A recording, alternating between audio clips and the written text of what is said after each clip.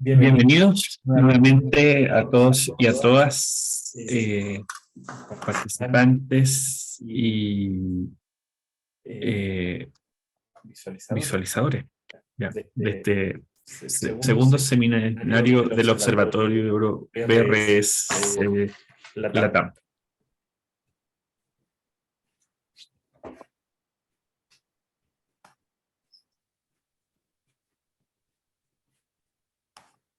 Sí. Bien. Para comenzar, solo recordar, les vamos a recordar algunas actividades que hemos estado realizando. Un segundo.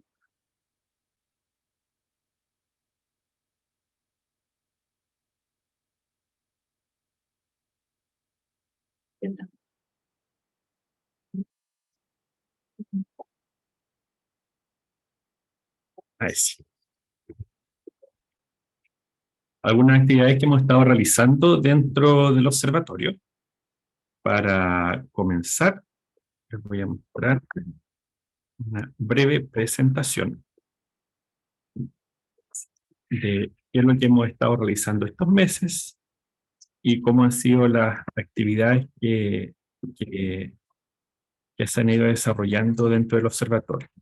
Primero, solo como para recordarles, nuestro observatorio, el observatorio del cual estamos participando, es un proyecto académico desarrollado al interior del Instituto de Ciencia e Innovación en Medicina de la Universidad del Desarrollo en Chile, y del cual participan diversos investigadores e investigadoras, principalmente, liderados todos por Joana Acevedo, que es la directora del proyecto, que tenemos como visión compartida el poder identificar cuáles son las mejores prácticas y las mejores estrategias que se pueden desarrollar para efectos del enfrentamiento de las epidemias, las infecciones por virus de respiratorio sincicial en Latinoamérica.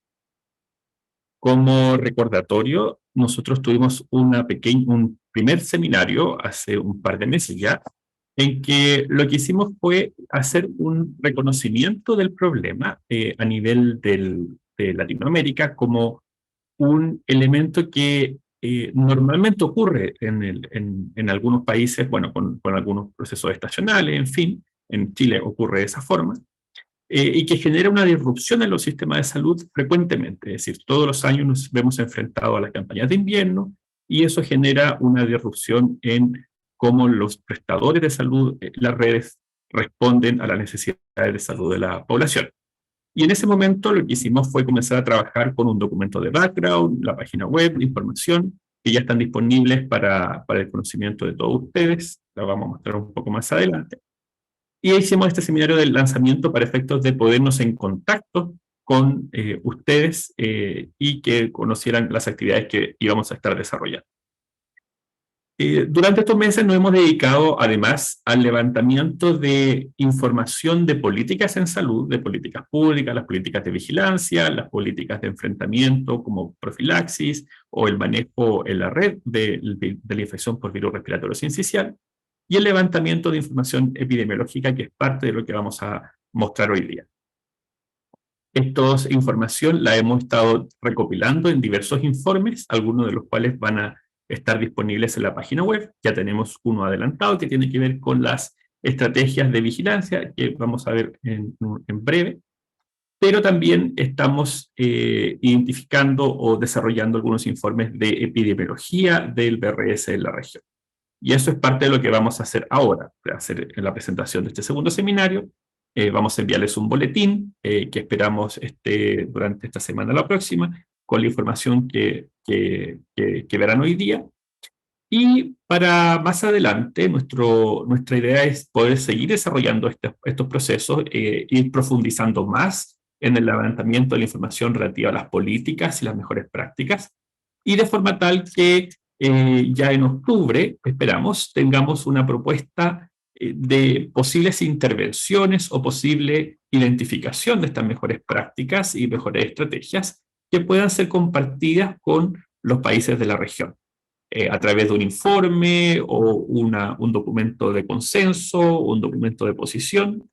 Estamos evaluando ahí el instrumento, y la idea de esto es poder compartirlo ya en un encuentro presencial.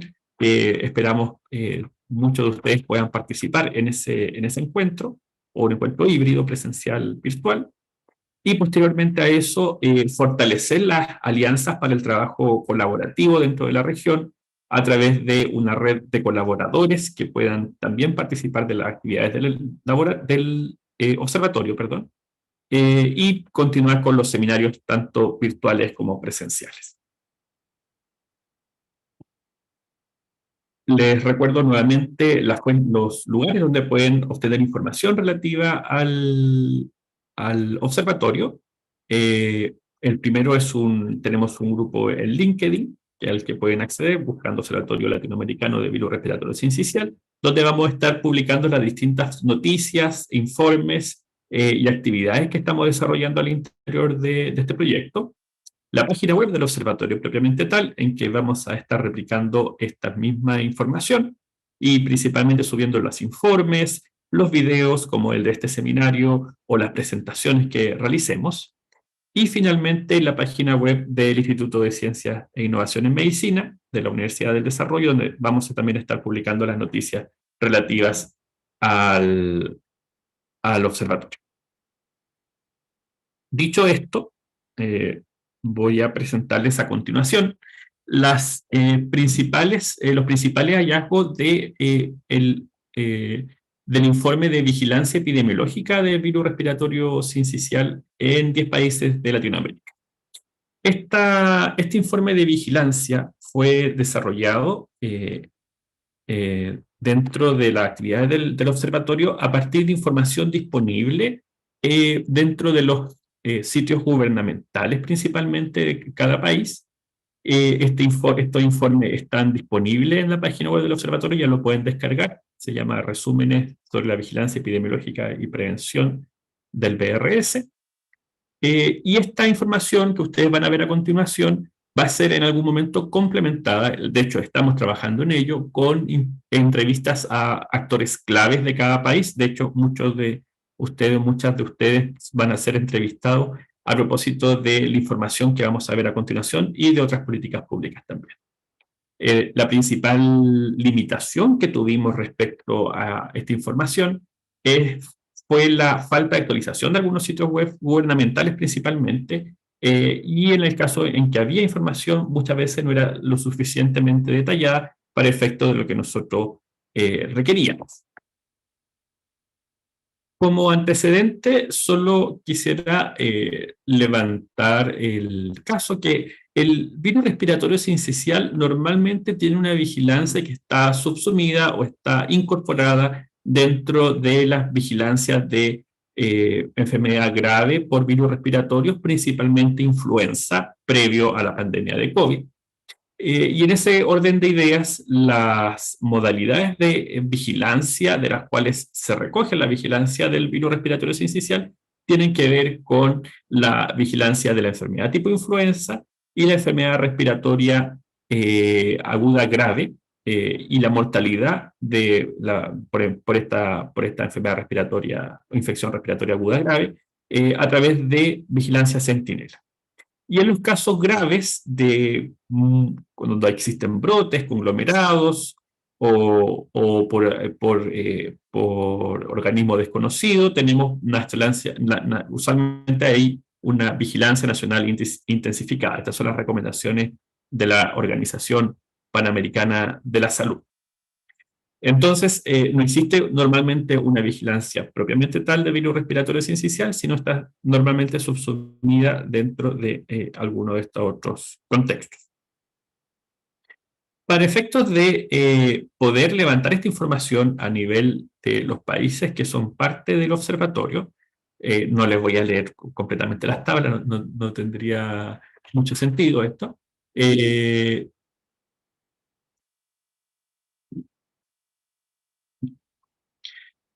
No tendría mucho sentido. Vamos a ver qué países tienen algún tipo de vigilancia primero, si fue una vigilancia universal, si fue una vigilancia centinela, y vemos que la mayoría de los países tienen vigilancia centinela para enfermedad respiratoria aguda grave o enfermedad tipo influenza, y para efectos de vigilancia sindromática, también existe en algunos países para bronquiolitis, neumonía, que son más cercanos a la presentación clínica del virus respiratorio sincicial. Pero vemos que existe una heterogeneidad respecto de de las formas de vigilancia existentes. Si avanzamos en Colombia, en Costa Rica, Guatemala, ocurre lo mismo. Los países mantienen sus vigilancias centinelas normalmente para enfermedad tipo influenza, enfermedad respiratoria aguda grave, y respecto de otros tipos de vigilancia es más bien heterogénea la implementación de esto. México, Panamá, Perú y República Dominicana. También ocurre ahí, también existen en estos países vigilancia centinela, pero existe también vigilancia pasiva respecto de los virus respiratorios en general, pero como les digo, les decía, no es una vigilancia de tipo universal. Bien, esto respecto finalmente de los tipos de vigilancia. Ahora, si uno tuviese un mismo tipo de vigilancia, uno esperaría también tener en lo posible definiciones relativamente homogéneas respecto de los cuadros que se van a estar vigilando. Sin embargo, lo que hemos visto también es que existe también una heterogeneidad, no solamente en el tipo de vigilancia, sino también en las definiciones de las vigilancias que se realizan, tanto de la enfermedad tipo influenza como de la enfermedad respiratoria aguda grave. ¿Ya? En los criterios clínicos o los criterios sindromáticos que se utilizan para cada uno de ellos varían entre los distintos países y generando también una heterogeneidad en términos de la información disponible y cómo ésta se puede analizar. Bien, como les decía, esta información se encuentra disponible en el informe disponible en la página web del observatorio, donde la pueden descargar. Y creo que eso es el final de la presentación.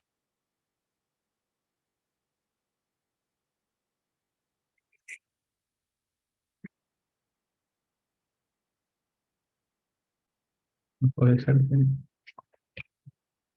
compartir?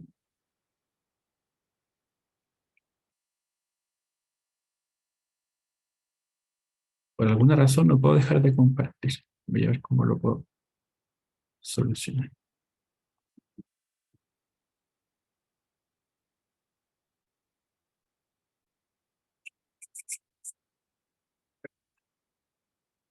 Bien, ahí logré dejar de compartir, disculpe.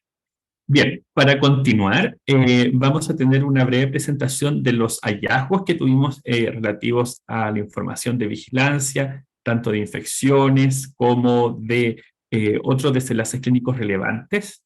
Esta presentación la realizará Joana Acevedo, que es la directora del proyecto y que es enfermera epidemióloga y es la líder del Observatorio PRS LATAM.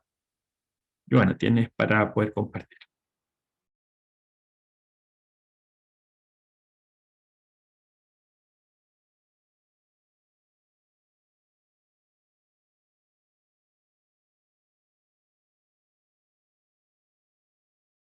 Muchas gracias, Dino. Muchas gracias a todos los participantes por acompañarnos hoy en este segundo seminario del Observatorio de Virus Sincicial en Latinoamérica. Esperamos a través de este análisis crítico de comparación de los procesos de vigilancia y de las respuestas de salud pública en los países, poder contribuir a mejorar, ¿cierto?, la respuesta en la región y combatir esta enfermedad. En cuanto entonces hoy día al comportamiento del VRS en Latinoamérica y qué pasó con la deuda inmunológica, que fue un tópico que tocamos en nuestra sesión pasada, es decir, cuál iba a ser el resultado, la respuesta del número de casos esperados dado que durante 2 años que estuvimos en pandemia hubo un descenso, ¿cierto?, de niños con VRS en la región. Entonces para poder analizar esto, la agenda de esta presentación va a ser primero una visión muy general de un documento de la OPS, la distribución del VRS en la región de las Américas. Después el análisis de la vigilancia epidemiológica por país del Observatorio LATAM, principalmente haciendo un doble clic en datos de FLUNET, donde comparamos la composición de las muestras procesadas por país según tipo de vigilancia, las tendencias de cobertura de vigilancia y la positividad por país. Y finalmente, ¿cuál es el impacto de esta vigilancia en el sistema de salud y cómo eventualmente el poder disponibilizar de más datos nos podría permitir proyectar de mejor manera las próximas epidemias o brotes, ¿cierto?, de VRS. Así, en esta primera diapositiva, que pertenece, ¿cierto?, al informe de la alerta epidemiológica de influenza y virus respiratorio SARS-CoV-2 de la OPS, lo que observamos como primera cosa y que llama la atención es que dentro de nuestro continente, ¿cierto?, entre las distintas regiones de América existe una gran variabilidad en cuál es la estrategia muestral que estamos usando. Así, por ejemplo, vemos como en Norteamérica el eje del número de muestras procesadas llega a los 4.000, en Centroamérica 200, ¿cierto? En Brasil, el Cono Sur 2.000. Existe una gran variabilidad y en el Caribe, veamos aquí que llega apenas 50. Es decir, si uno extrapola esto a cuánto estamos buscando nosotros el VRS, hay una gran disparidad a lo largo del continente. Y esta disparidad, ¿cierto?, en esta búsqueda activa hace que también probablemente tengamos mayores dificultades con respecto al acceso diagnóstico y al reconocimiento real de la carga de enfermedad en cada uno de los países. Lo que observamos, por ejemplo, en Norteamérica, donde efectivamente teníamos buenas tasas de cobertura de testeo, fue que existió este rebrote secundario, ¿cierto?, a los 2 años sin casos del VRS. Y en el resto de los países, por ejemplo, en el Caribe, no sabemos si no existió o en realidad no fuimos capaces de diagnosticarlo, principalmente porque tuvimos un testeo muy insuficiente. ¿Ya? En la región andina hubo, pese a un testeo bajito, un aumento muy significativo del número de casos, ¿cierto?, o de la positividad de el VRS en las muestras que forman parte de la vigilancia a través de FLUNET. Y cuando uno analiza, como bien mostraba Dino, que esta enfermedad es parte en realidad de las vigilancias que hacemos a través de Irak, vemos la relevancia, sobre todo este 2023, que tuvo VRS casi, si uno lo mirara en orden de magnitud, casi la misma magnitud que influenza, en el caso de ira grave.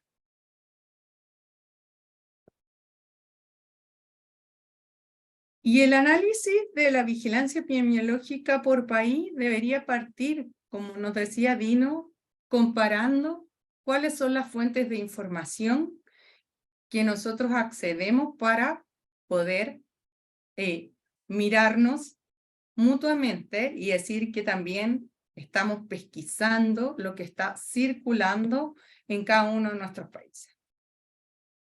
Y en términos generales, pese a que existe diversidad en los criterios diagnósticos y en el tipo de muestreo, todos los países igual tienen algún tipo de vigilancia centinela. Sin embargo, la proporción de muestras que son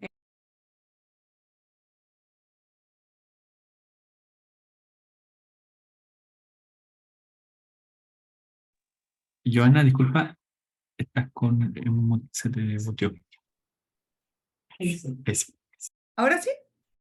Ya, no sé dónde quedé, pero bueno, lo que estaba diciendo era que existe una gran diversidad en las muestras, ¿cierto?, que son analizadas por efectos de FLUNET, para interpretar lo que está circulando en cada uno de los países.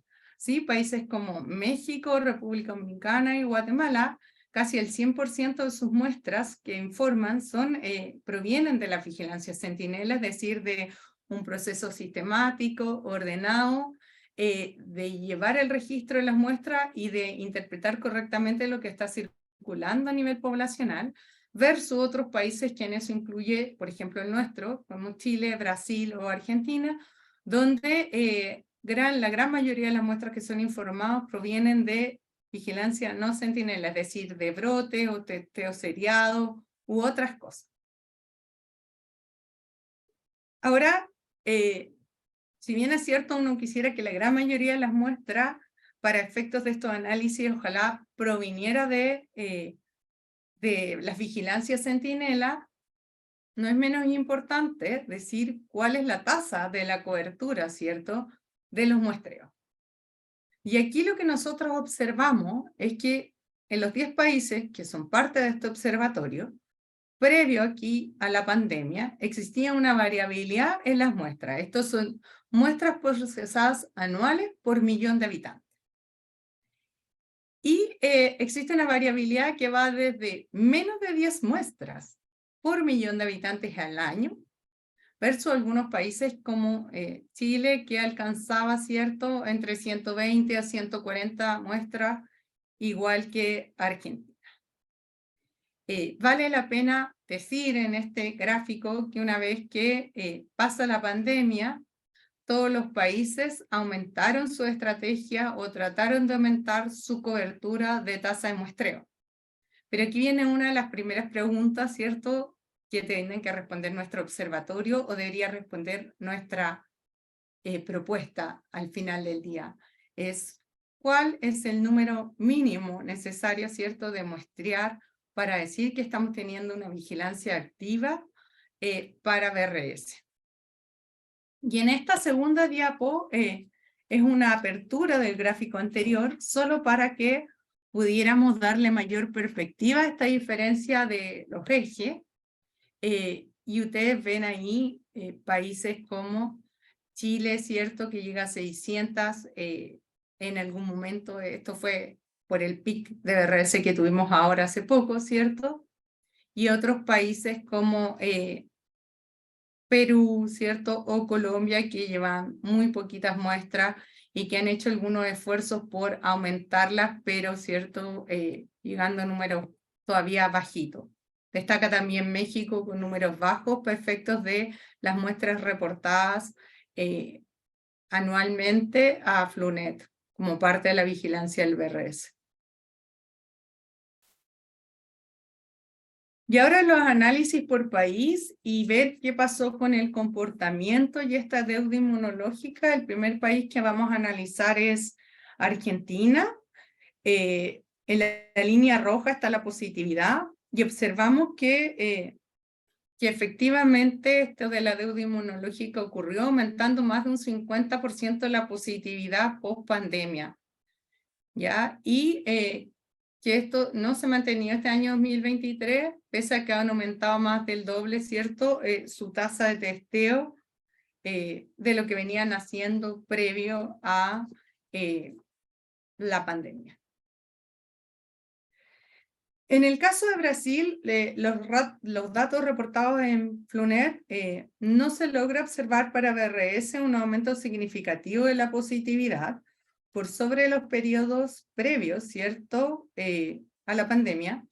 Y uno pudiera explicar esto porque efectivamente no ha existido un aumento significativo del testeo o de la búsqueda de casos más allá de estas pocas semanas a finales del 2020. Entonces aquí es como un llamado a los miembros de Brasil, ¿cierto?, a buscar activamente el virus y analizarlo para poder determinar si estamos o no con deuda remanente.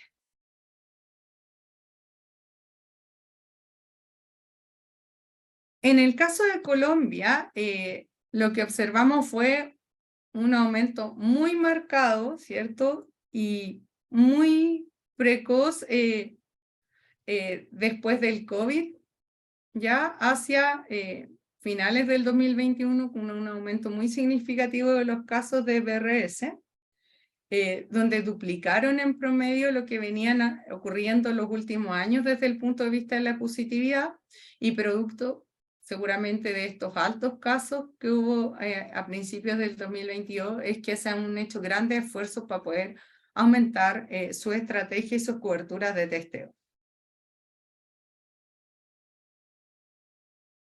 En el caso de Costa Rica, ellos han aumentado en la línea azul, ¿cierto?, considerablemente, más del doble su estrategia de testeo, y hasta el día de hoy no han visto, ¿cierto?, el rebrote o de esta deuda inmunológica que debería haber dejado el COVID, y han alcanzado apenas tasas, ¿cierto?, cercanas a la positividad que existía antes del COVID. En cuanto a Guatemala, lo que podemos observar es que el esfuerzo es muy discreto por aumentar la tasa de testeo. Si ustedes se fijan, el eje no supera las 15 muestras por millón de habitantes. Entonces ha sido un esfuerzo muy pequeñito. Pero sí se observó hacia fines del 2021 un aumento de la positividad que se extendió por un periodo, un número de semanas, si ven aquí, mayor, ¿cierto?, a lo que habían sido los picos en años pasados de BRS.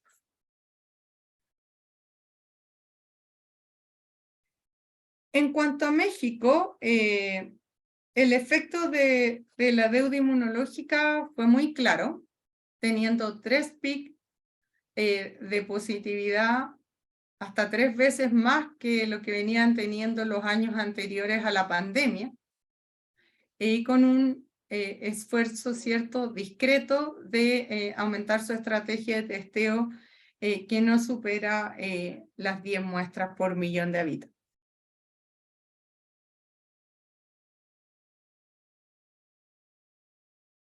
En cuanto a Panamá, ellos mejoraron considerablemente su estrategia de muestreo. Ustedes ven acá, aumentaron casi el doble a lo que venían haciendo en años anteriores, y no se ha observado hasta ahora un aumento en los números de casos, ¿cierto?, o la positividad de BRS. Por lo tanto, ahí hay que estar alertas y atentos, porque podemos tener un nicho de población aún vulnerable o muy susceptible.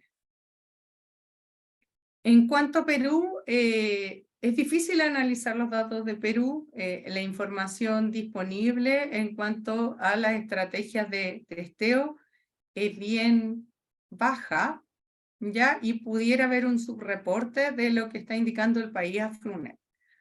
Pese a eso, el reporte de casos, la tasa de positividad prepandemia se había mantenido más o menos estable, y después de la pandemia también hay una disminución considerable del reporte de los casos. Entonces hay que estar atento ahí, cómo mejorar, ¿cierto?, o intervenir para poder pesquisar o ver cuál es la realidad epidemiológica del BRS en ese país. En cuanto a República Dominicana, el BRS después del periodo ventana del COVID retomó los niveles prepandémicos, si ustedes se fijan aquí en la curvita roja, ¿ya? Y no aumentó por sobre lo esperado, y si ellos han aumentado bastante lo del testeo.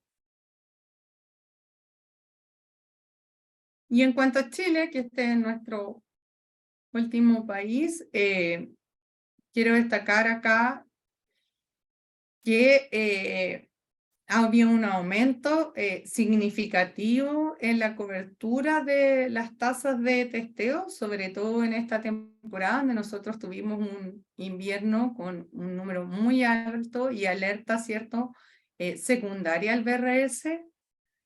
Aumentamos, de hecho, de 10 en promedio muestras por millón de habitantes, perdón, a 600 en la temporada.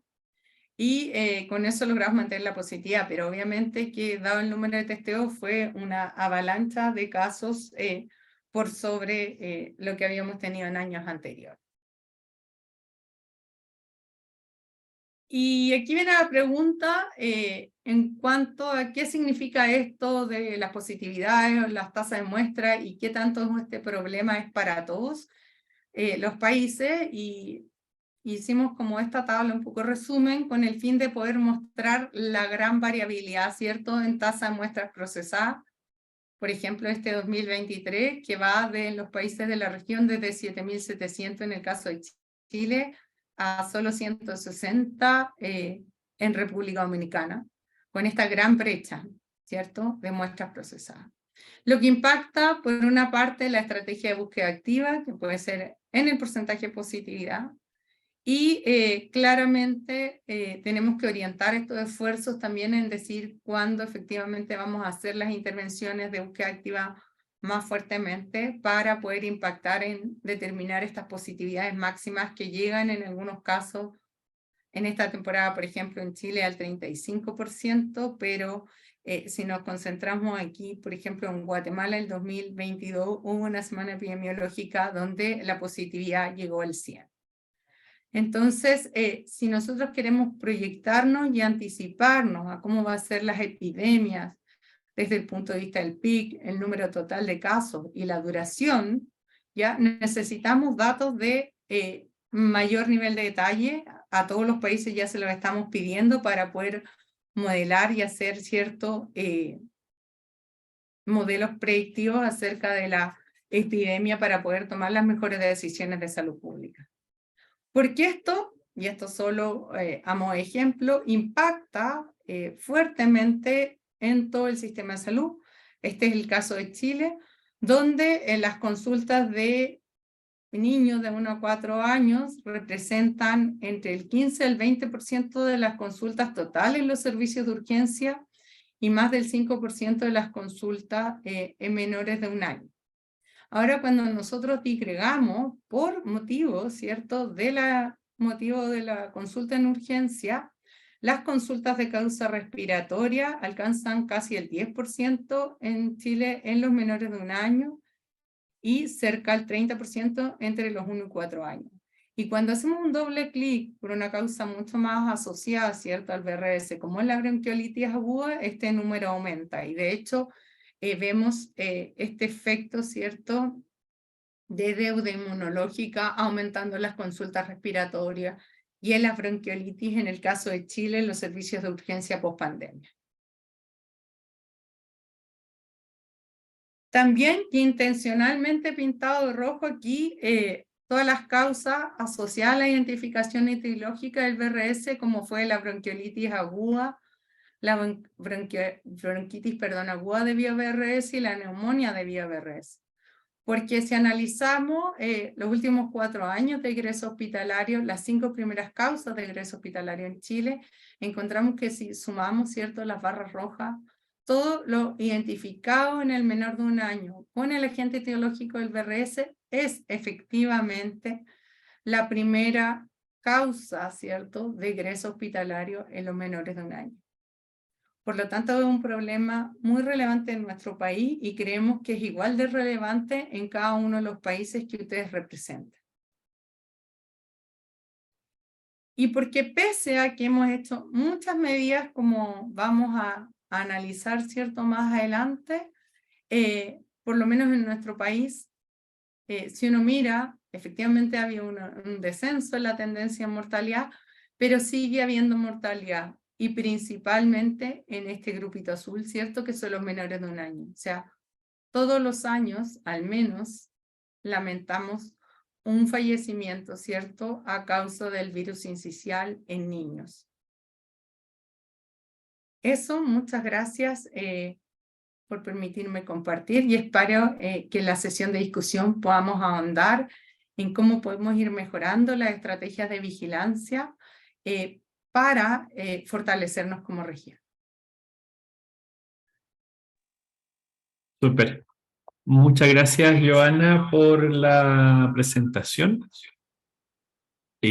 A continuación, voy a dejar con ustedes a Cecilia González. Ella es también investigadora del observatorio y nos va a dar la charla sobre avances tecnológicos en profilaxis por VRS. Cecilia.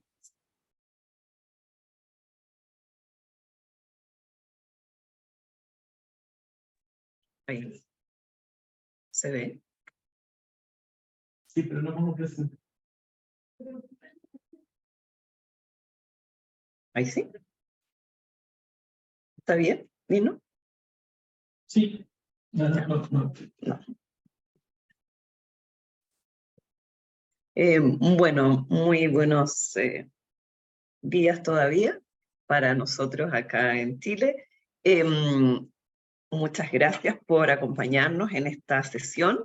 Y bueno, yo voy a hablar de algunas novedades que nos permiten mirar con cierta esperanza, ¿cierto? El futuro en relación a esta infección por virus respiratorio sincicial. Para poner en contexto, además de lo que nos ha mostrado Joana, nos vamos a situar en la semana 32, semana epidemiológica 32, que fue del 6 al 12 de agosto, con los datos de nuestro país, y se analizaron 2.509 casos, que son derivados desde 31 centros hospitalarios de la red pública, más 3 centros privados. Y de estos 2.509 casos, 735, o sea, casi el 30% fueron positivos, siendo 91 casos por virus respiratorio sincicial, bastante por detrás en esta semana de metaneumovirus, que fue el virus más detectado. De los 735 casos positivos, 482, es decir, el 65%, corresponde a niños menores de 5 años. Y en el periodo hasta la semana 32, el porcentaje de detección del VRS es de un casi 40%, y muy por detrás viene influenza A con un 17% y adenovirus con un 15%. Por lo tanto, lo primero que está claramente establecido es que virus respiratorio sincicial, el más detectado durante estas 32 semanas que hemos vigilado la positividad, la circulación viral, ¿cierto? Y lo otro es que fundamentalmente afecta a niños menores de 5 años. ¿Qué pasa con este virus respiratorio sincicial? Existen dos grupos antigénicos de virus respiratorio sincicial, A y B. El A suele ser el más prevalente y produce enfermedad más grave. Ambos subtipos pueden circular durante una temporada epidémica, pero siempre tiende a predominar un subtipo. Por lo tanto, ahí ya vemos que habitualmente hay co-circulación. El virión que ven ustedes en la imagen del lado tiene una bicapa lipídica con 3 glicoproteínas. Una pequeña, que es una proteína hidrofóbica pequeña, la SH, una glicoproteína de unión, ¿cierto? Que está esta proteína G, y una proteína de fusión, que es la proteína F. Estas dos últimas proteínas son las que van a condicionar el grupo antigénico, es decir, si es un virus respiratorio sincicial A o B. ¿Qué pasa con esta proteína de fusión? Esta proteína que ustedes ven en la imagen es altamente conservada, es esencial para la entrada del virus a la célula huésped. Y tiene dos conformaciones, una de prefusión y una de postfusión. En la conformación de prefusión, el virus adopta una forma filamentosa, es altamente infectivo, y los sitios de neutralización θ y B son más sensibles al reconocimiento y son los más expuestos. En una etapa postfusión, no hay exposición de los sitios antigénicos y el virus puede evadir el sistema inmune. Por lo tanto, aquí podemos concluir, ¿cierto?, en esta diapositiva, que esta conformación pre-F es un diana, ¿cierto?, para el desarrollo de vacunas y terapias basadas en anticuerpos monoclonales. ¿Y qué es lo que tenemos? El palivizumab, un anticuerpo monoclonal humanizado que utiliza una tecnología de DNA recombinante, está dirigido a un epítope del sitio antigénico A de la proteína F del VRS. Este monoclonal fue aprobado por la FDA en el año 1998 y por la EMA en el año 1999. O sea, tenemos historia de bastantes años de uso de este medicamento. Y la indicación de estas dos entidades fue para la prevención de enfermedad grave de las vías respiratorias bajas causadas por VRS en niños que tenían alto riesgo de enfermedad. Les muestro aquí una revisión sistemática del Cochrane del año 2021, en que analizaron 5 ensayos clínicos aleatorizados, donde se evaluó el efecto de 15 miligramos por kilo por mes, que es la indicación de la dosis, ¿cierto? Hasta por 5 meses, comparando con placebo o con no intervención en el ámbito ambulatorio, y uno de los estudios incluyó además lactantes hospitalizados. Pero si vamos a los datos, 3.343 niños en total, la mayoría de ellos con alto riesgo de infección por virus respiratorio sincicial, dado que tenían comorbilidades como displasia broncopulmonar o cardiopatías congénitas. Y lo que se observó fue una reducción de la hospitalización por virus respiratorio sincicial en un 56%. Los números fueron 98 casos en el grupo, por 1000 en el grupo de placebo y 43 casos por 1000 en el grupo del palivizumab. Por otra parte, en este análisis se vio que produce poca o no diferencia en la mortalidad. Hubo 23 muertes en el grupo placebo contra 16 muertes en el grupo de palivizumab. No sé por qué no puedo pasar.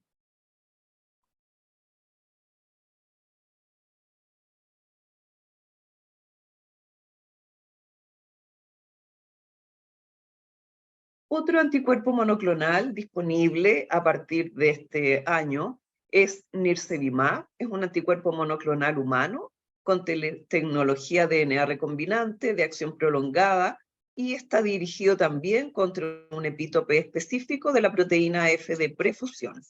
Fue aprobada por la EMA en el año 2022 y por FDA en este año 2023. La indicación es para prevención de la enfermedad del tracto respiratorio inferior por virus respiratorio sincicial en recién nacido y lactantes en su primera temporada de VRS. La FDA, le puse aquí con un asterisco, también incluye a los niños menores de 24 meses que sean vulnerables a una enfermedad grave en su segunda temporada de virus respiratorio sincicial, o sea, hasta los 2 años. Hay 3 ensayos clínicos en que se evaluó seguridad y eficacia, 2 en niños sanos con placebo y 1 en recién nacidos de pretérmino menos de 35 semanas y lactantes menores de 24 meses que tenían cardiopatías congénitas o displasia broncopulmonar, y este se comparó con palivizumab.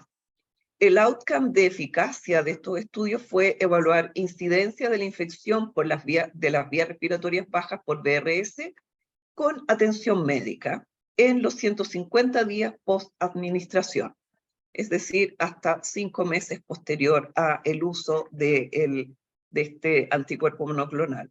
Y en el análisis combinado de eficacia se vio que una dosis protege contra la infección respiratoria baja por VRS con atención médica en un 79,5%. Hubo 51 casos en el grupo placebo y 19 casos en el grupo de nirsevimab. Contra el ingreso hospitalario por infección respiratoria de las vías bajas por VRS con atención médica, a un 77%, donde hubo entonces 21 casos en el grupo placebo y 9 en el grupo de nirsevimab, y contra la enfermedad por VRS muy grave de un 86%, se encontraron 18 casos en el grupo placebo y 5 en el grupo de nirsevimab. ¿Y qué pasa con las vacunas?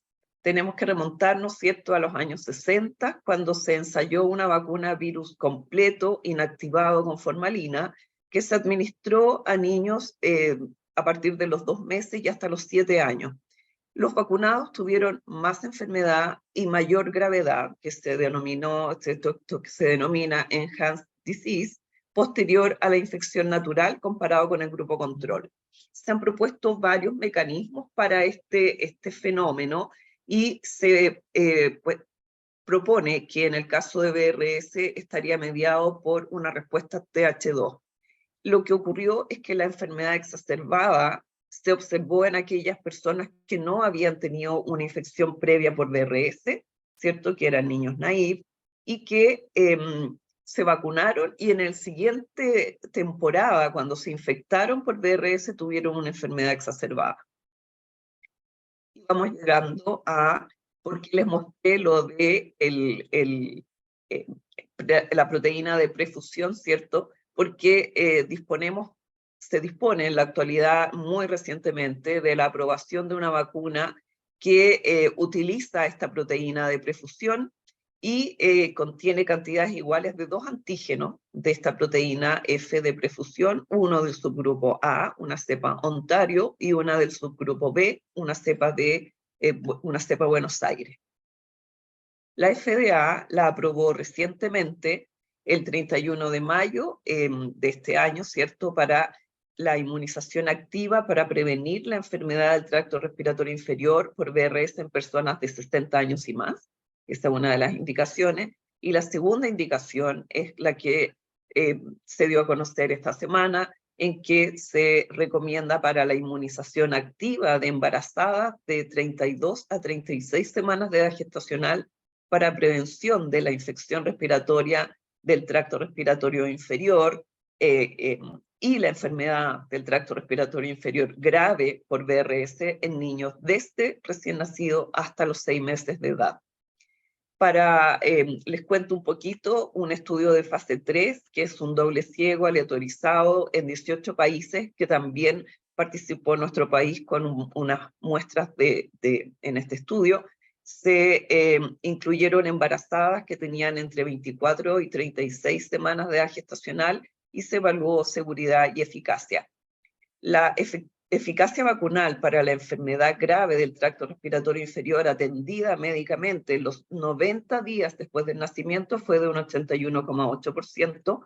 Hubo 6 recién nacidos de madres del grupo vacunado comparado con 33 casos en recién nacidos de madres del grupo placebo.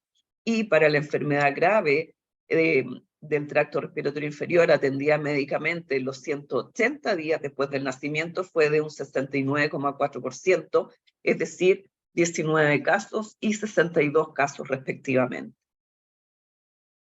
Y solo para mostrarle lo que está ocurriendo en nuestros 10 países, ¿cierto?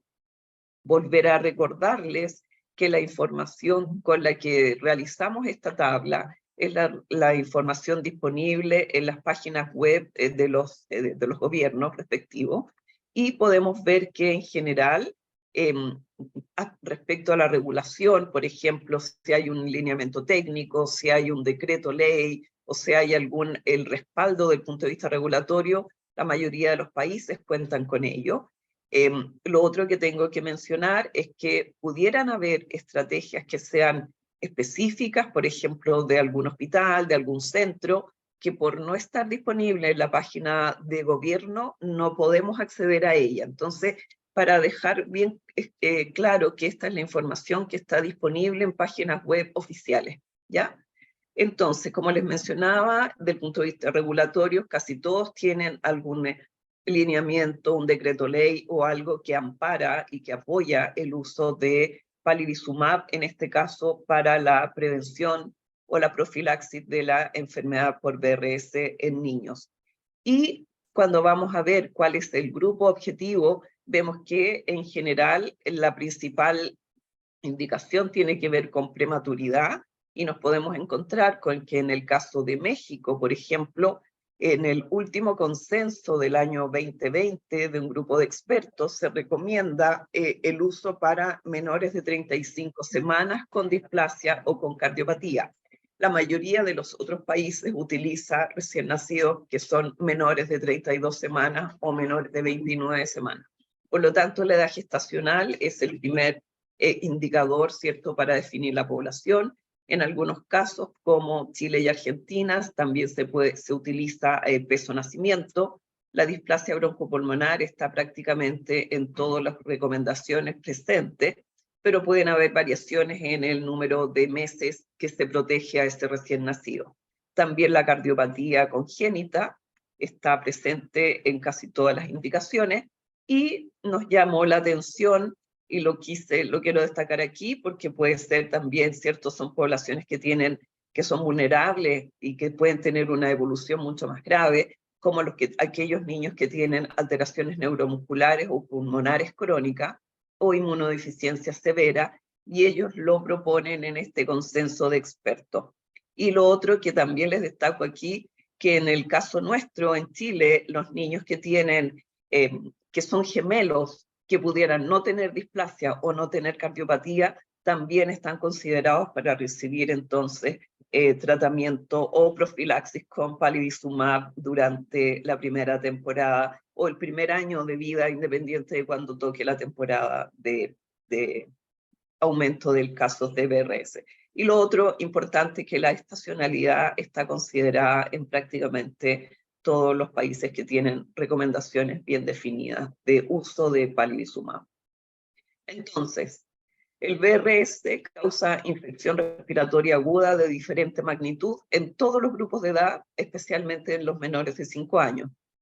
Creemos que falta conocer la carga de enfermedad por este virus en adultos, porque sabemos que causa patología, o sea, morbilidad, pero también debe ser causante importante de mortalidad.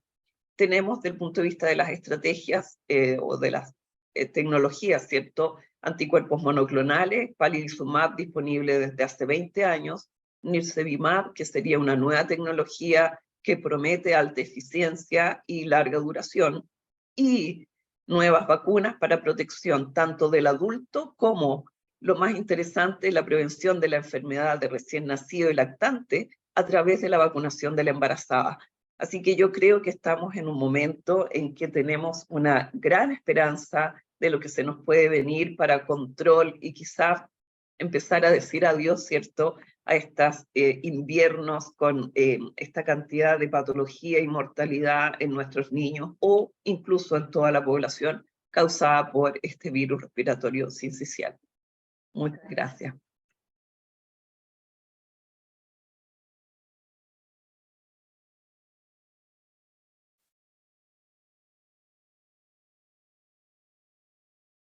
Súper. Muchas gracias, Cecilia, por la presentación.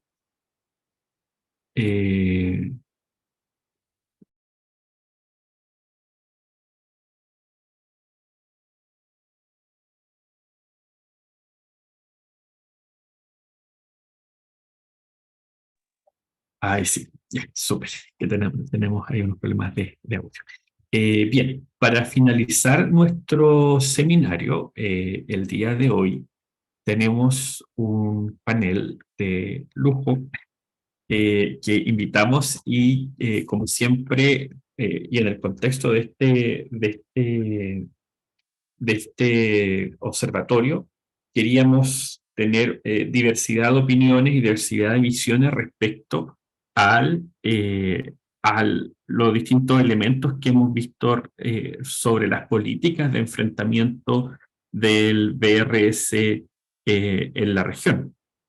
Y estas políticas, bueno, solo como para dar un breve contexto, nosotros en Chile tenemos de hace ya muchos años, en los años 90 se estableció un sistema para el manejo, por ejemplo, de la bronquiolitis o del síndrome bronquial obstructivo del lactante y del infante en general cuando tenía este problema de salud.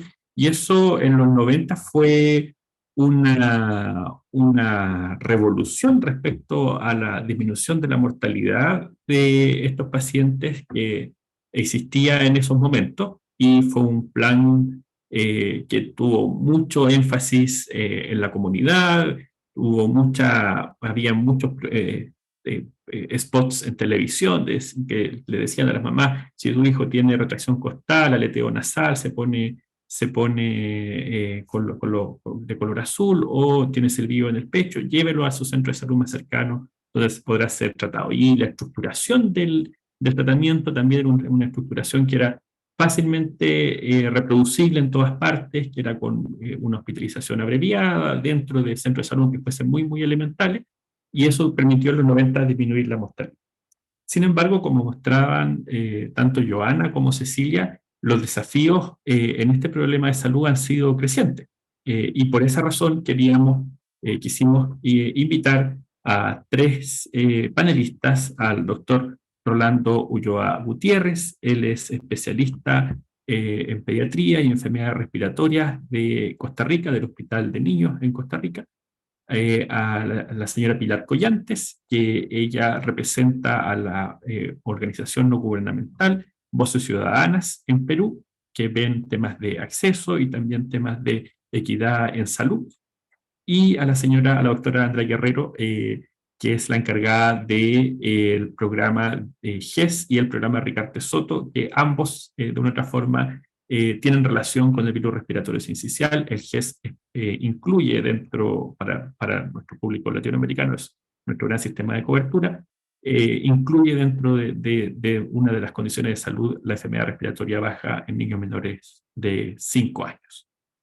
Bien, bienvenidos los tres, Rolando, Pilar y Andrea, al panel. Si tienen preguntas del público, pueden hacerlas en el chat, a través del chat de preguntas y respuestas. La vamos a estar monitoreando para hacérselas a nuestros panelistas. Y bueno, para comenzar, quisiera preguntarles cuál es su visión respecto a cómo podemos seguir avanzando en términos de vigilancia y políticas públicas en la región respecto al virus respiratorio sincicial. No sé quién quiere comenzar, quizá Pilar, ¿pudiera ser? Muchísimas gracias. Bueno, muchísimas gracias por la invitación a todo el equipo del observatorio. No se escucha, a menos que no escucho. Uy, a ver. Yo estaba muteado, perdón. Ok, perfecto. Pensé que yo no estoy en ese momento en Lima y mi internet está un poquito inestable. Cuando uno las dos cosas, el audio y la imagen, así que voy a apagar la cámara para poder seguir conversando. Bueno, yo primero quisiera destacar la oportunidad del observatorio. Yo creo que el sentido de oportunidad y de visión es central en este momento en la región. Tenemos que tener lecciones aprendidas de la pandemia y no podemos seguir haciendo lo mismo esperando resultados diferentes. Entonces, en ese sentido, el observatorio no solamente es una plataforma, sino también diría una suerte de contenedor de acompañamiento, de organización, de poder generar, por un lado, la evidencia y por otro lado también de manera independiente, de manera autónoma, donde el conocimiento, cuando le escuchaba a Joana, cuando ella hablaba de las tendencias, de la variabilidad de los países, me pareció, déjenme decir, extraordinario, porque desde la sociedad civil es poco frecuente que a veces escuchen esas reflexiones que son centrales para la toma de decisiones. Yo creo que ahí solamente quería, en la pregunta, mencionar que en el tema de políticas públicas, en la mirada técnica hay un componente que no necesariamente está incorporado en los países y que fíjense que no son recomendaciones, sino que son totalmente vinculantes. Y quiero ahí mencionar la observación general número 19 del Comité de Derechos del Niño, donde todos nuestros países de toda la región, exceptuando Estados Unidos, lo han firmado, lo han suscrito, y por tanto tienen que dar permanentemente en transparencia de información y de cuentas, rendición de cuentas cada cierto periodo permanente. Entonces ahí se habla, y ese es un componente técnico de la elaboración de presupuestos públicos para hacer efectivos los derechos de los niños. Y el observatorio también nos da la oportunidad de que no se convierta, que nuestros diferentes gobernantes o tomadores de decisiones construyan una narrativa donde la muerte y la complicación es casi como un hecho natural. Cuando la doctora Acevedo y también la doctora González señalaban, siguen muriendo, o sea, esta frase que dice, sigue habiendo mortalidad, es central. porque cada vida cuenta, cada vida es el 100%. Y ahora con lo que ha mostrado la doctora González tenemos toda la evidencia. Entonces yo diría que esta otra mirada que tenemos de la sociedad civil, y les agradezco mucho la apertura y la mirada de haberme invitado a este espacio de expertos, es que tenemos que también tener para la toma de decisiones estos otros componentes que nos permiten que la gobernanza sea más transparente y que promueva acceso. Súper. Muchísimas gracias, Pilar. ¿Rolando? Bueno, buenos días. Primero que nada, muchas gracias por el honor y un gusto estar acá y con los colegas, y definitivamente este observatorio cae muy buen tiempo por todo lo que se ha hecho. Primero que nada, yo creo que después de tantos años, este año probablemente es el de mejores noticias en lo que llamamos del año, y de paso felicitar a todas las personas que han trabajado esto y todas las compañías farmacéuticas, porque si bien es cierto la pandemia, dentro de las cosas buenas que dejó es que ahora hay mucha industria, mucha tecnología y muchas plataformas, y vamos a tener más opciones de inmunización. Así es que creo que eso es un mensaje muy importante. Pero relacionado con lo que se ha hablado del día de hoy, creo que una de las cosas que debemos mejorar es que definitivamente el VRS debería ser un patógeno de notificación obligatoria. O sea, no puede ser que todavía no lo consideremos como tal en muchos países. Y definitivamente hasta que nos obligan muchas veces a reportar una enfermedad, tuberculosis, malaria, meningococo y otras, hasta que no se provoque esa alerta, la gente no conozca más, eso no va a mejorar. Y ciertamente es una de las limitantes que tenemos en todos los países, digo, los subdesarrollados y los desarrollados. Así es que eso es una de las cosas que tenemos que pensar.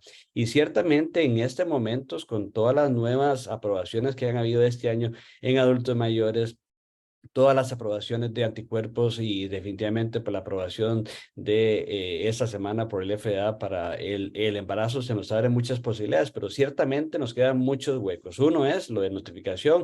Dos, trabajar con los obstetras. Inmunización materna definitivamente en estos momentos es el boom de muchas de las enfermedades del primer año, y ciertamente mientras llega la aplicación directa de vacuna al infante, porque estamos hablando de que esto es de que la protección que el niño va a recibir de lo que vacunamos en el adulto, como empezamos muchas enfermedades vacunoprevenibles. Así es que de aquí a que tengamos una vacuna directamente al niño, que es lo que queremos, pues lógicamente como target primario, vamos a recaer en esas personas, y dependemos de muchas personas, y todos sabemos que depender de otras personas para que uno logre lo que uno quiere es difícil, y ciertamente en lo que tenemos que enfocarnos es inmunización materna, el adulto, que tengamos mayor conocimiento de la carga de enfermedad en el adulto, porque ciertamente, si bien es cierto, tenemos todavía muchas falencias en vigilancia de los casos pediátricos y carga de enfermedad, ni qué pensar en el adulto, donde ciertamente eso nos va a ayudar. Así es que podemos hablar mucho, pero definitivamente hay cosas que son muy importantes, y ciertamente mientras vacunemos un grupo pequeño de adultos, un grupo pequeño de embarazadas, no vamos a lograr esto. Así es que creo que las lecciones que nos dejaron las enfermedades vacunoprevenibles del pasado es tener, uno, datos preintroducción, durante la introducción y posintroducción de las vacunas para ver si esto sirvió. Y ciertamente sabemos que en América Latina la velocidad con que se metieron las vacunas de neumococo, hepatitis A y rotavirus, uno dependía de la situación de cada país, y creo que eso es cierto, pero definitivamente la velocidad con que se introdujeron muchas de estas vacunas dependía de si los países tenían buenos datos, buenas vigilancias, serotipos, carga de enfermedad, el porcentaje de mortalidad. Y yo como exmiembro de la Comisión de Vacunas sabía que para que el gobierno nos diera plata para meter vacunas, teníamos que mostrar datos, y ciertamente el BRS eso nos falta. Tenemos que tener datos de BRS en América Latina para justificar lo que estamos pidiendo, pero ciertamente pues el último punto para darle espacio a los demás colegas es que de todas las enfermedades que vamos a prevenir con vacunación en el primer año, definitivamente creo que BRS, los números de hospitalizaciones, complicaciones y costos definitivamente lo van a justificar probablemente. Así es que yo lo veo pues con futuro comparado, con esperanza comparado a 5 años atrás. Muchas gracias. Andrea. Muchas gracias por la invitación y por las presentaciones. Son muy útiles también desde la mirada que nosotros acá en el ministerio, y principalmente hablando desde mi rol, que es el diseño e implementación de la política pública.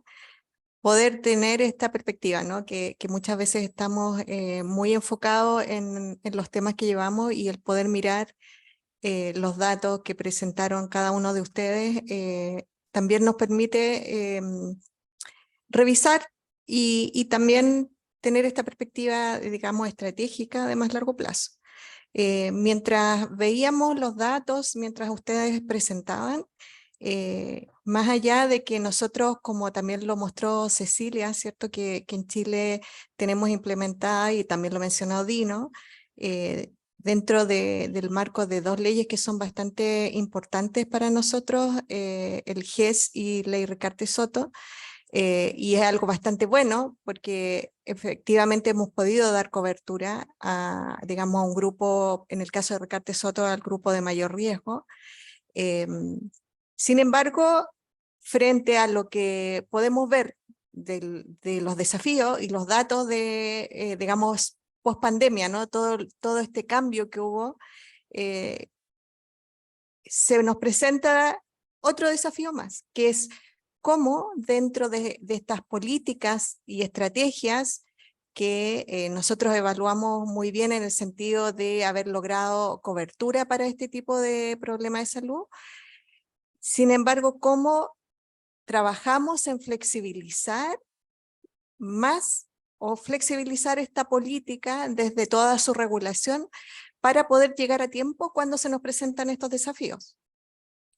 Pensando en este nuevo, digamos, el aumento impresionante que tuvimos este año de los casos de BRS, pero también la flexibilidad frente a las nuevas tecnologías, la rapidez con que también van cambiando estas nuevas tecnologías, y lo que eso implica también, nuevas alternativas terapéuticas, cambio en precios que también son más asequibles, y de alguna manera que la política pública vaya teniendo esa flexibilidad para incorporar y a veces cambiar. A veces una política tiene que partir con una ley o con una cobertura, pero en la medida que, digamos, estos otros factores van cambiando, esta política también, ya sea va cambiando o se va moviendo, ¿no? Esta cobertura que no quede estancada bajo el alero de un programa o de una ley, sino que tener esta flexibilidad y poder irnos adelantando a cómo se van dando, digamos, estas situaciones, tanto del desarrollo de tecnologías como, en este caso, la situación epidemiológica. Creo que ese es un desafío que para mí lo veo muy claro cuando ustedes muestran las tendencias, ¿cierto? Y cómo nosotros debiéramos también avanzar, como lo decía el doctor Ulloa, claramente en mejorar la vigilancia epidemiológica a nivel de región, también avanzar en ir pensando estos mecanismos de cobertura de una manera flexible para poder ir adaptándonos. De manera similar a lo que se ha planteado como a nivel regional, creo que siempre es un desafío, que lo he visto en distintos ámbitos, el poder plantearnos como región en políticas regionales que también le dan fortaleza a la política en sí, y también fortaleza en el sentido de mejorar acceso en la medida que también se pueda pensar en acceder a tecnología regionalmente. Otro de los temas que también yo siento que siempre es una deuda, así como pensamos o se mencionaba mejorar la información en la vigilancia epidemiológica, yo siento que nosotros como país y también como región siempre estamos en deuda con la evaluación de las políticas. Entonces creo que puede haber una política que hay datos, en este caso, por ejemplo, tenemos los datos de la vigilancia epidemiológica, pero no hemos hecho una evaluación puntual de la política y la tendencia que nos permita también en ese sentido lo que mencionaba antes, ir actualizando esta política, flexibilizándola, dependiendo de aquellos factores que identificamos en esta evaluación, que son aquellos que podemos mejorar. En este caso, en Ley Recarte-Soto, hay una cobertura, grupo de riesgo, en el 2015 partió, se adapta en el 2019, aumenta la cobertura. este año, dada la situación epidemiológica, no en Ricardo Sota, pero sí en el contexto de campaña de invierno, se aumenta la cobertura del palivizumab y eventualmente, efectivamente, de acuerdo a esto, nosotros debiéramos estar evaluando de cómo incorporar otras coberturas, otras alternativas, aumentar los grupos, etc. Eso como país, pero también con una mirada regional. Muchas gracias, Andrea. Rolando y luego Pilar tienen la palabra. Sí, bueno, yo creo que de las cosas importantes también que tenemos que hacer conciencia, porque esa es como quizás la mejor palabra, es que el 99% de los fallecidos por VRS ocurren en nuestros países, o sea, y eso lo sabemos, entonces somos nosotros más interesados y llamados a trabajar pues en esto, o sea, si bien es cierto, es una carga de enfermedad global, pero la mayoría de los muertos por VRS son en nuestros países, en América Latina, África, Asia, entonces nosotros mismos, si no nos interesamos nosotros en tener datos, publicaciones, carga de enfermedad, vigilancia, va a ser más difícil. Y ciertamente yo recuerdo la historia de vacunación pues, de rotavirus. ¿Quién le enseñó al mundo dónde se hicieron los estudios clásicos de vacunación pues, de rotavirus que sirvieron para que nuestro continente tuviera pues vacunación, pero sobre todo el resto pues del mundo? Esos estudios pues se hicieron pues en América Latina pues con orgullo. Así es que creo que este VRS es una nueva oportunidad para América Latina de demostrar que somos los más interesados y que tenemos esa responsabilidad moral de trabajar pues en eso, porque ciertamente mucha gente está interesada, pero nosotros somos los más llamados, creo que pues a trabajar activamente y continuamente pues en esto. Sí, yo quería agregar que, bueno, cuando hablé de la observación general me estaba refiriendo al Comité de Derechos del Niño de Naciones Unidas, que todos nuestros países han suscrito y que por tanto es totalmente vinculante, que los países cada 2-3 años van a rendir cuentas y les dicen cuál es el estado de avance en la infancia. Entonces, este análisis tan valioso como es la data epidemiológica, las evidencias de la parte clínica, también sería importante que tenga una dimensión social. Si en este momento hiciéramos un mapa de las barreras de inequidad y cómo se traduce esto en enfermedad y muerte en la región, después de haberlo escuchado a Rolando, un gusto verte, Rolando, es cómo estamos, ¿no? Cuando yo le escucho a Claudia, me parece maravilloso. Quisiera decirle, Claudia, ¿por qué no? Quiero que vayas a mi país, por favor. O sea, esta lógica, esta mirada que tiene, gracias a la famosa ley Ricardo Soto, que hizo tanto por los ciudadanos y ciudadanas chilenos. Entonces, por ejemplo, en el Perú estamos más bien en retroceso. O sea, tenemos un atraso de 14 años si lo comparamos con el primer país en la región, que fue Uruguay, que introdujo los anticuerpos monoclonales. Y si lo comparamos con el último grupo de países que tuvo la visión antes de la pandemia, entre ellos Chile, me parece que 2018, entonces estamos 5 años atrás. Entonces, necesitamos por eso visibilizar también y que consideren los expertos esta mirada, porque si el observatorio también pueda llegar a estas otras esferas de discusión política donde hay tomadores de decisión y entonces tienen argumentos, sí, que ahorita no hay de repente el tiempo, pero solamente si les dijera lo que ocurre en el Perú, este dato nada más, para que ustedes se hagan una idea.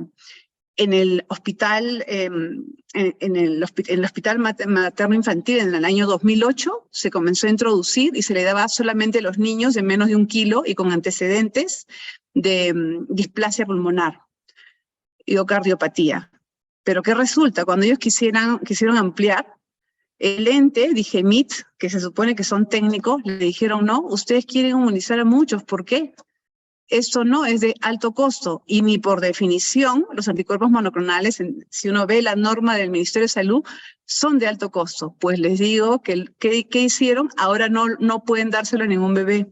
Y ni que les cuento del Seguro Social, que lo hizo en el 2018, pero lo hace igual a menores, a los bebés de menores de 1 kilo, pero que además tengan el antecedente que hayan sido antes de las 29, los sobrevivientes, ¿no? Antes de las 29 semanas. Entonces, eso nos muestra el rostro de inequidad y la falta también de conocimiento técnico. Por eso considero que el observatorio tiene una visión y una oportunidad extraordinaria, donde no solamente está dando evidencia, literalmente está dando vida, está dando oportunidad y está teniendo una mirada humana y una mirada, y yo creo que la tiene desde la lógica de escucharlos, de derechos humanos. De repente no está expresado así en la narrativa, sin embargo, su leitmotiv, su razón, y cuando uno los escucha y lee lo que hay, así lo muestra.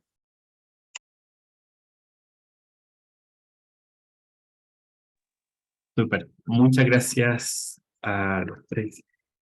Y bueno, en realidad hay un tema que se tocó frecuentemente, que tiene que ver con el tema de la notificación, por ejemplo, o la vigilancia y la notificación, que en su momento probablemente con sistemas de notificación más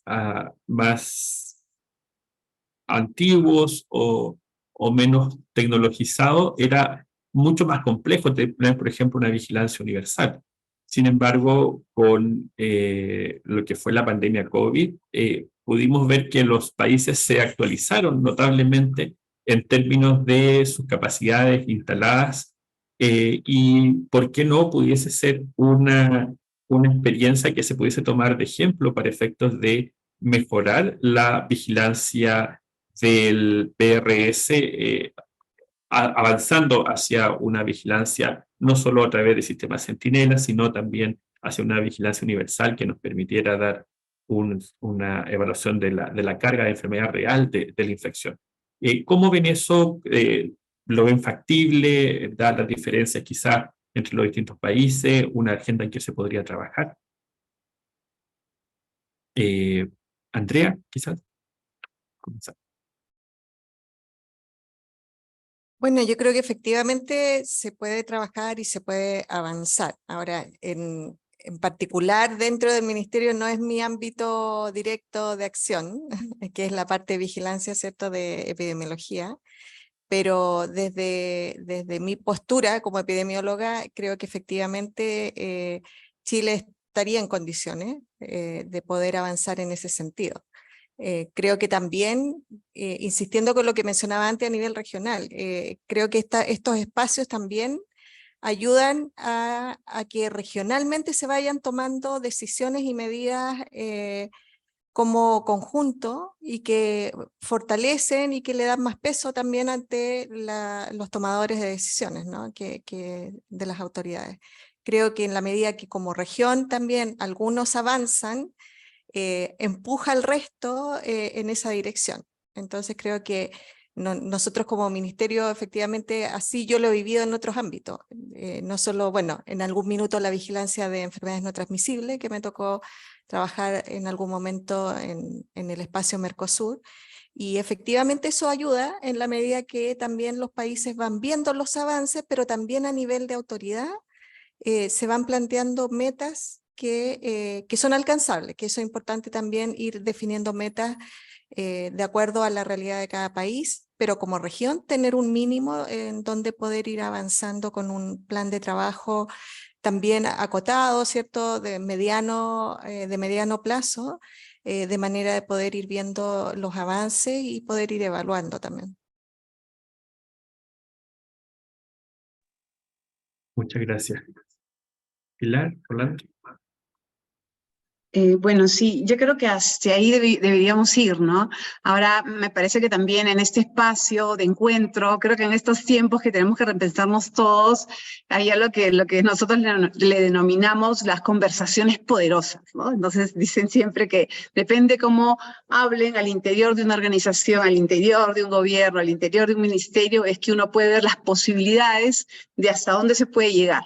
Entonces, en ese sentido, creo que promover diálogos cada vez más saludables, transparentes, reflexivos, va a ayudar a la región, y el que ya, digamos, este observatorio lo que creo es que podríamos pensar en un crecimiento exponencial y que inclusive una de las cosas que me parece que sería importante cuando converso con los amigos de epidemiología, espacio en el que trabajé, es que creo que se necesitarían conectar en la región. O sea, generar un espacio, un seminario, pero donde haya mucho ida y vuelta.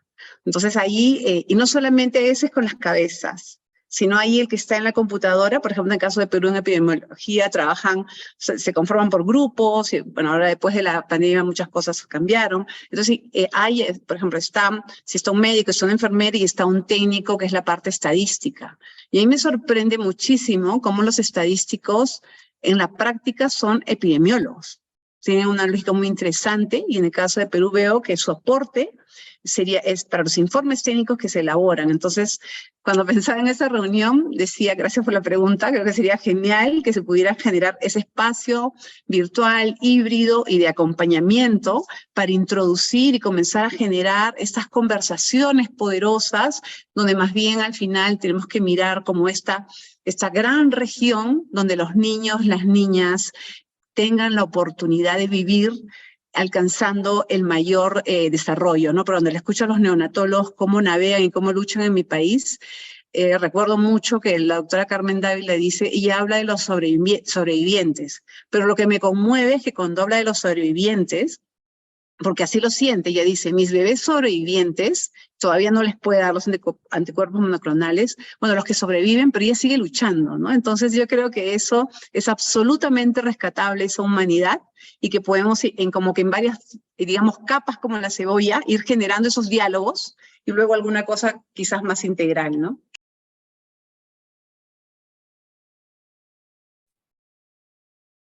Bueno, y yo creo que en lo de vigilancia definitivamente tenemos que mejorar muchas cosas, pero ciertamente creo que en BRS deberíamos tomar el ejemplo que hicimos con neumococo de la diferencia entre vigilancia pasiva y vigilancia activa.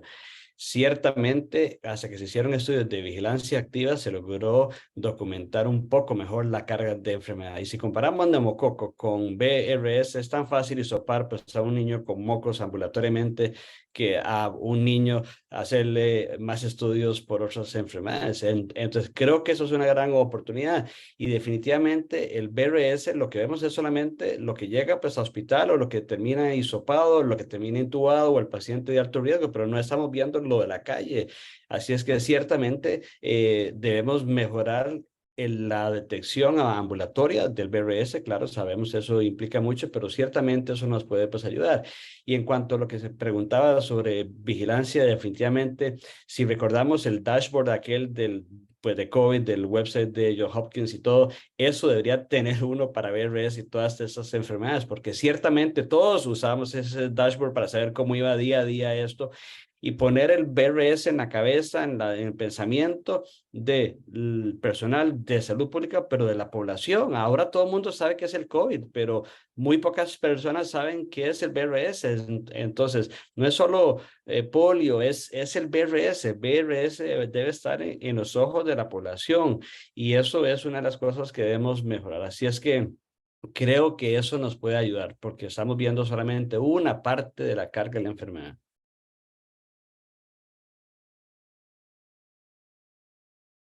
Bien, muchas gracias nuevamente. Ya para ir cerrando, porque estamos un poco sobre la hora, quisiera compartir con ustedes, bueno, nuestros siguientes pasos de lo que decía también Pilar, cómo podemos trabajar de forma colaborativa con muchos de quienes también nos están viendo en esta transmisión. Durante estos meses estaremos, bueno, ya hemos avanzado bastante en hacer las entrevistas a actores claves de la región para poder ir recolectando esa información que no tenemos disponible o que no encontramos en el documento, pero que esta persona que conoce el programa desde antes lo puede tener y nos puede transmitir. Estamos en ese proceso. Los tiempos de estudios con personas siempre son un poco más lentos entre aprobación de los comité ético científico, pero ya estamos avanzando y esperamos que para el encuentro de octubre ya tengamos muchísima más información respecto de eso y que podamos compartir con todos ustedes. De igual forma, si hay información disponible en sus países que no está directamente disponible en los sitios web institucionales, pero que ustedes nos pudiesen hacer llegar, nuestro correo electrónico brslatam@udd.cl o el de cualquiera del equipo investigador, si están siempre disponibles para cualquier información que nos pudiesen hacer llegar, de forma tal de poder ir enriqueciendo esta base de conocimiento en la que se está transformando el observatorio. Con eso nos despedimos, esperamos que hayan tenido que hayan disfrutado este segundo seminario. Nosotros nos estaremos poniendo en contacto con todos ustedes, como les decíamos, a través del envío de nuestro boletín, de nuestros canales de información en LinkedIn, en la página web, en las noticias del Instituto de Ciencia e Innovación en Medicina de la Universidad del Desarrollo, y esperamos que tengan unas buenas tardes y que les vaya muy bien. Que estén muy bien. Gracias, Adiós. Janice, hasta luego. Muchas gracias.